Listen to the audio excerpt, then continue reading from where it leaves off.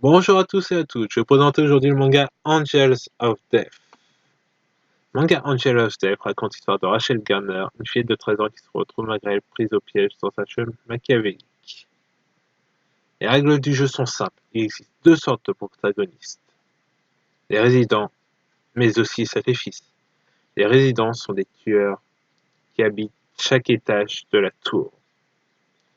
Les sacrifices, quant à eux, sont donc des victimes qui devront essayer de s'échapper de ces étages. Le sacrifice commence à un étage décidé par le maître du jeu.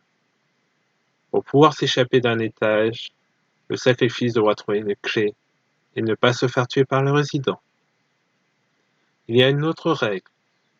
Un résident ne doit pas tuer un autre résident ou ne doit pas s'enfuir de son étage, sinon il devient sacrifice.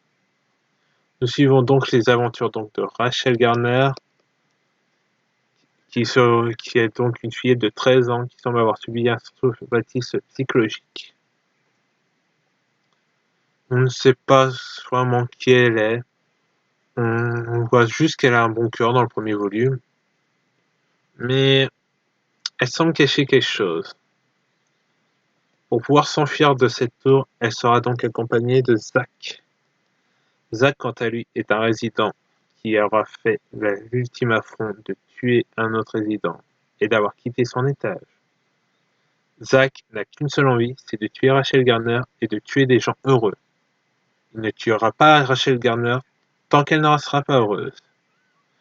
Zack est un meurtrier, il tuera animaux comme êtres humains qui se trouvent sur son chemin. Le manga est très joli, vous pouvez le voir, le manga est très joli. C'est très beau, et chaque tueur rencontré aura son histoire.